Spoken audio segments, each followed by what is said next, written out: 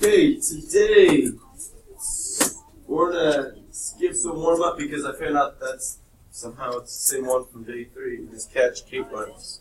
So today's learning goal: I can use models to understand relationships. I can solve problems in math and other contexts, and I can apply and adapt strategies to problems. If you look what I'm writing up here for us, today we are working on lesson 1.7, which is going to be represent functions as graphs.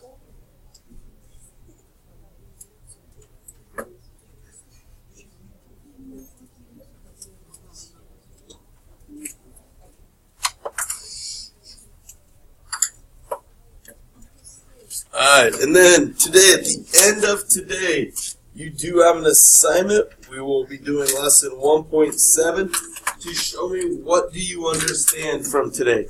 Were you able to learn from it?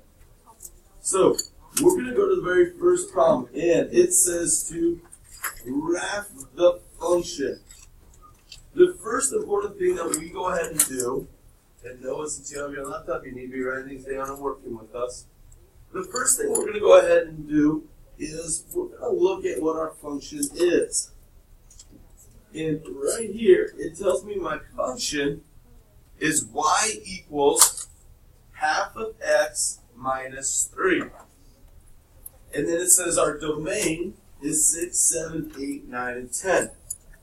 The first step we do when we want to graph a function is we're going to go ahead and make a table. Input, output, because it will list our coordinates for us. So I'm going to go over here, and I'm going to try and make a nice big table.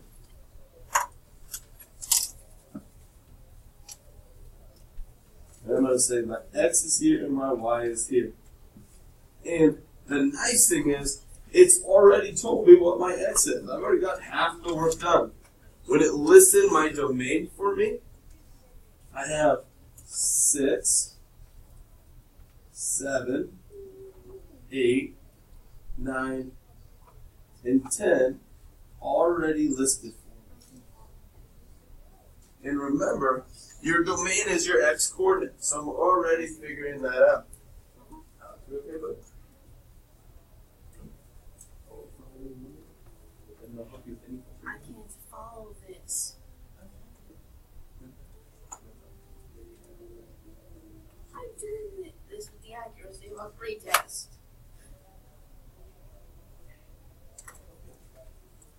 Alright, so we have our domain, and to do our y, we need to go ahead and solve by just inputting our domain in here. So y equals half of x minus 3. I'm going to go ahead and solve for 6. I'm going to rewrite our function over here as half times 6 minus 3. And then all we're doing is what we've done before, evaluating a function. Half of 6 is 3. So I keep writing it. And then I have 3 minus 3 is 0. So this comes right into my y-intercept underneath 6. I'm going to switch colors so we try and keep things even. I'm going to do the same thing for 7. Half of 7 minus 3. Half of 7 is 3.5. 3.5 minus 3, which gives me 0.5. Do not forget your decimal. We'll solve for 8. Half times 8 minus 3. Half of 8 is, we have 4 minus 3 is 1.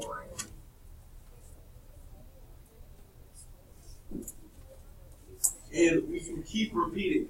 Now, I'm going to give you a huge hint.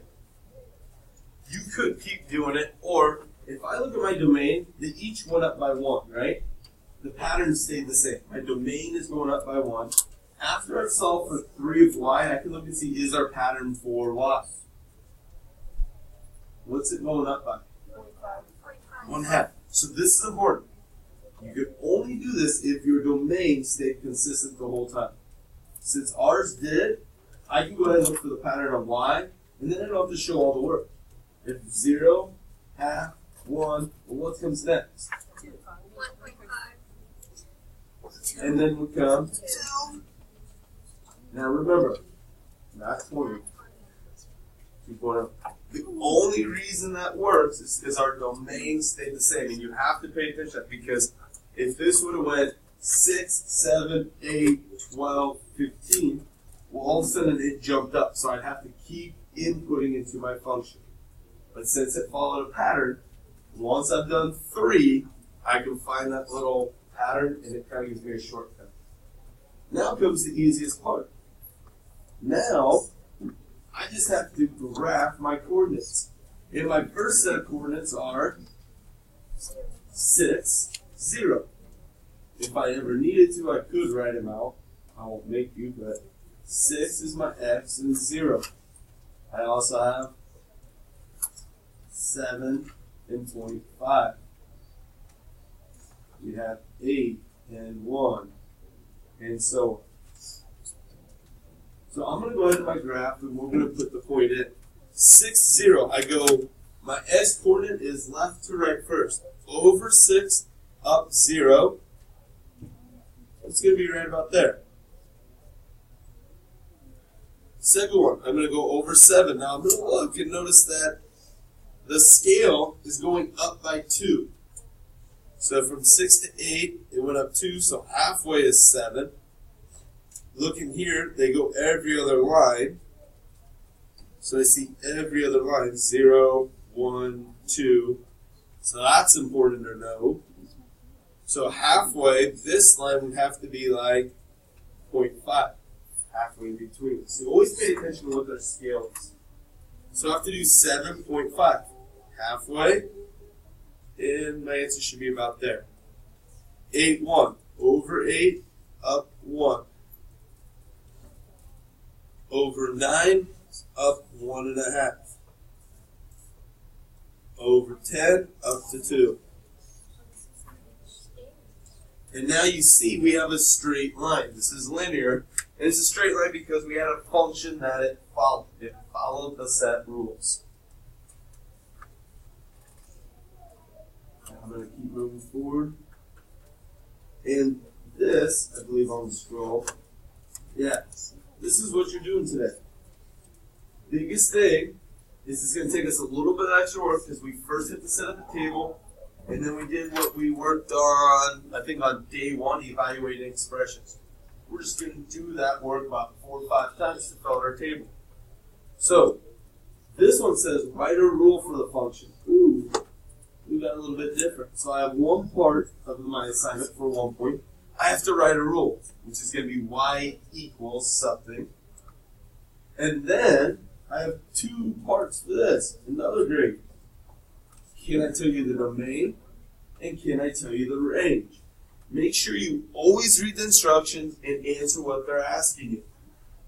Now, the first step to doing this, if they ever graph, even if they did not give us this part right here, the steps, on your test, in real life, on your EOC, whatever, you might see a graph and they say, hey, go ahead and tell me the function. First thing we're going to do is create a table. Cool. We draw our table, and we have our x and our y. And all I have to do is look at my points.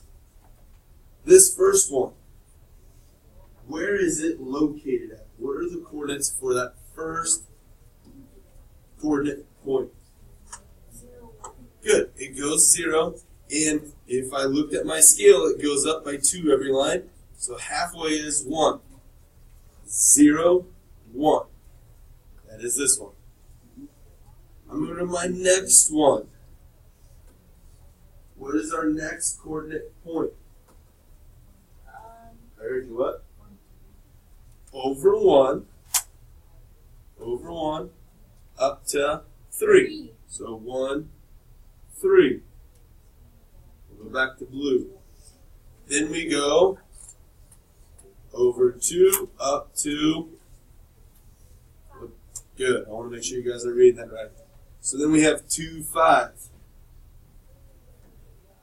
And then I have over 3 up to 7. 3, 7. And our last one. 4, 9. Okay. Now when we broke that down, was that real difficult? No, we can handle that. Step 2, find the relationship. Okay, now I have to figure out how does X and Y relate to each other. Remember, I did put on Schoology for you a video about finding a function. I'm going to tell it to you again. We look at my domain first. And here's the trick. I really only have to look at 3 of the numbers to make sure that they form the function, and then I can apply it to the others. But what is the difference between 0 and 1? 1. Okay, and 1 to 2. 1. And 2 and 3. 1. Alright, because it goes up by 1 every time, I don't have to do anything. Like, I could technically say, okay, I'm going to divide by 1. Because I do it if it goes up by 2. You'll see. I could just go, okay, I'm going to divide by 1. Then I'm going to go to my y-intercept and say, what's the difference between 1 and 3? About 3 and 5? 5 to 7. 2. Okay? So I would do that y difference divided by the difference of my domain. 2 divided by 1 is? 2. Now that tells me what I am multiplying in my function. So when I go to my function, I'm going to say y equals, and this 2 is going to come right in here. And I'm going to say I'm going to multiply x by 2. First step is that. Y equals 2x.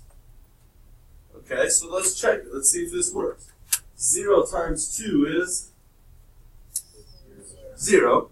Is that what my y-intercept is? Oh, my y-intercept is 1. How do I get from 0 to 1? Okay, so I'm going to add into my rule. I now have to add 1. Let's see if that works. 2 times 1 is 2, plus 1 is 2 times 2 is 4. plus 1 is 5. 2 times 3 is 7. 6. plus 1 is 7. So I know my rule works. So my relationship, I kind of think step 2 and 3 are really close to the same. The relationship is times by 2 and then add 1. But when we write a function, remember, when we write a function, we want to say y, which is going to be our y coordinate or our range, is equal to 2x plus 1. We write it so if I give you one of the variables, we can solve for the other one, and that way we have our coordinate points. Then, we're not done. I've done the writing a rule, but now I still have to do the domain in the range, which should be fairly simple. So in here, I'm going to say domain. What was my domain?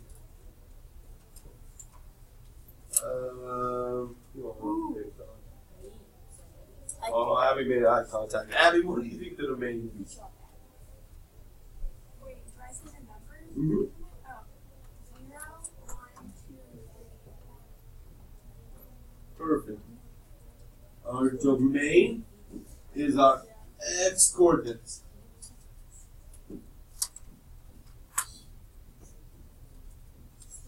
Alright, Noah, I'm going to pick on you now. I have to go to my range. What is my range, buddy? Uh-huh.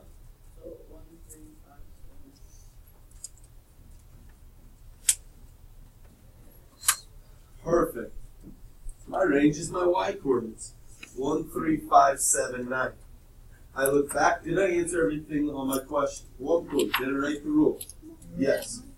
Identify the domain? Yes. Identify my range. So it takes a little bit of time to solve the problem, but it's just broken up into individual steps that we all know how to do that. We've practiced for a couple days.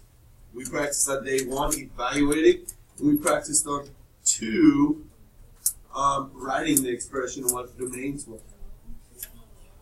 So think 2 more examples. Let's go ahead and have you guys try this by yourself real quick. I'm going to pause my recording so it's not taking all this time. But I want you to try and, I'm going to highlight my important part. I have to write a rule. I have to identify my domain. And I have to find my range. So do not forget, I'm going to go ahead and on my paper, if this was me doing my work, I would go ahead and make sure I do this. Okay, so I'm going to say, there's one part, here's the second part, here's the third part.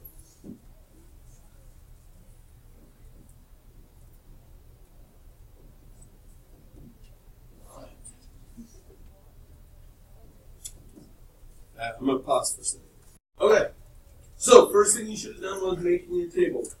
What were my coordinates? Caitlin, what's the first one? 0, 3.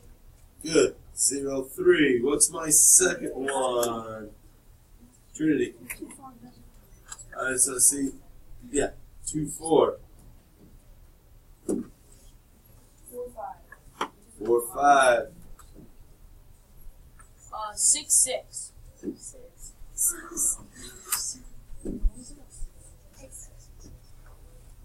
And what? 7. Oh, that's 6. Alright. Okay. Find the relationship.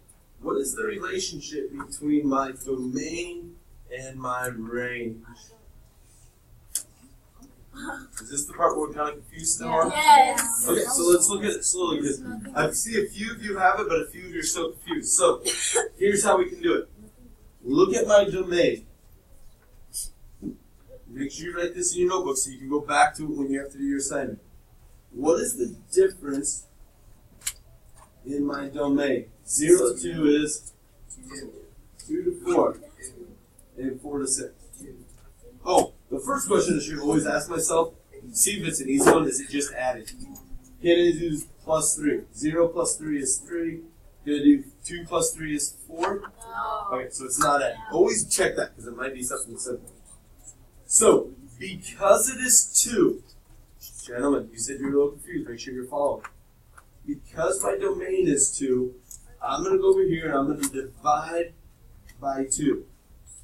And I'm just going to write that part up there.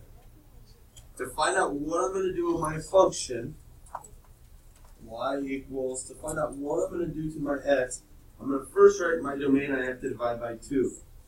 I then look at my range. Between 3 and 4 is, 4 and 5 is, and 5 and 6 is. Since they're the same, I'm going to say 1 divided by 2, which is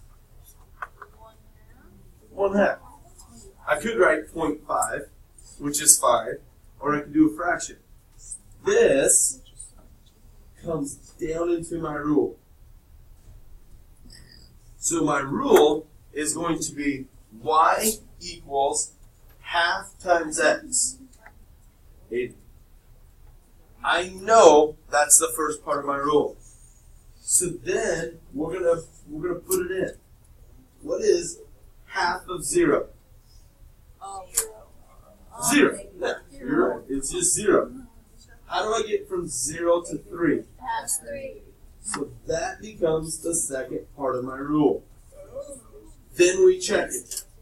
Half of 2 is 1. 1. 1 plus 3 is 4. half of 4 is 2. 2 plus 3 is 5. okay, gentlemen. You are the ones that are also saying you didn't get this, but you're just talking while I'm showing you how to solve it. So my rule is right here. Write a function rule. Y equals half of x minus plus 3. You could have written it as y equals x over 2 plus 3. You could have wrote y equals 0.5x plus 3. That's all meaning the same thing. Trinity? So basically, once you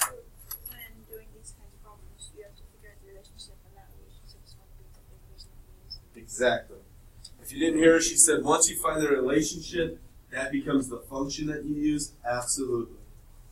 So I find out what do I do to x to give me y. Last part I have to do is identify my domain. Be sure to have this. Caitlin, what's my domain? 0, 2, 4, 6, 8. And what is my range? Donovan. 3, 4, 5, 6, 7. 3, 4, 5, 6, 7. Domain was here. Our range was here. Okay?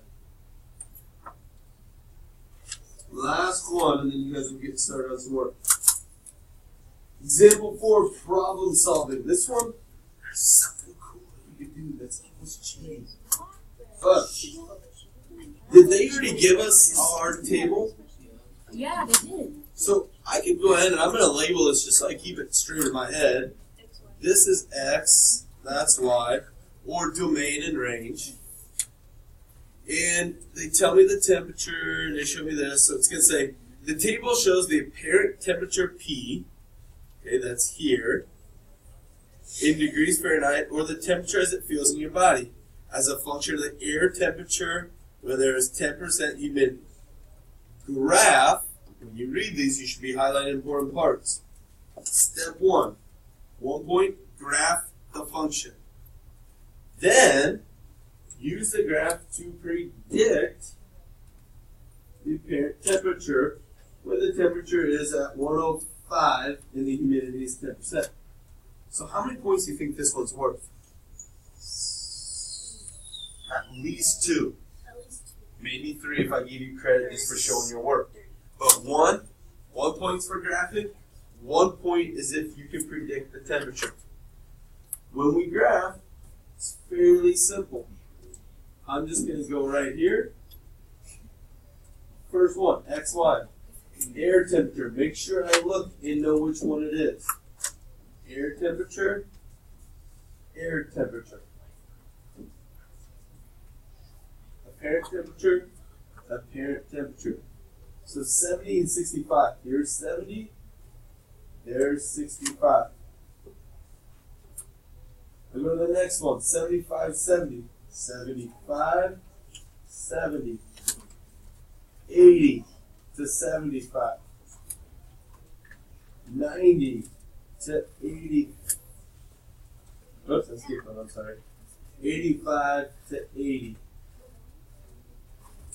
90 to 85, 95 to 90.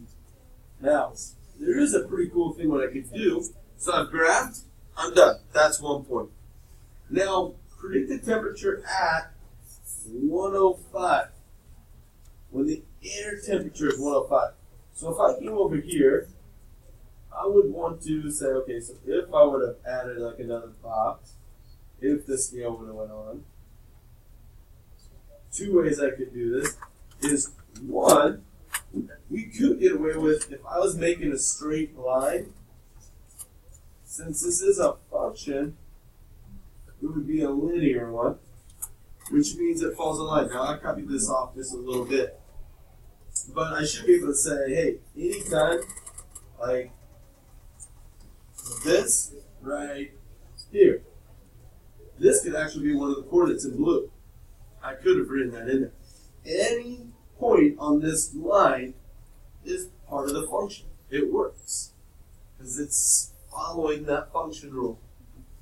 Well, I could go ahead and if I had extended my graph out, I could then say, okay, so this was 100, and this is 105, and I have to go up, and it should have ended right here if I had copied over, and said, oh, what's that? Well, that line should have been, this is 95, should be 100. My guess is it's 100. The other way I could do is I could look for a rule. What is the rule here? How did I get from 70 to 65? What? Minus 5. 75 minus 5? Good. 80 minus 5? 85 minus 5? 90 minus 5? So really, my rule is y equals x minus 5. What did they tell us x is? 105. So 105 minus 5 is,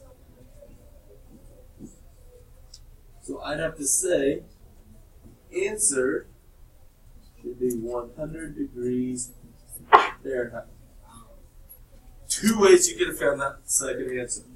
One, draw your straight line, connecting all your points, and just extend it to where you need it to be based off the x coordinate. Or find the function and input it.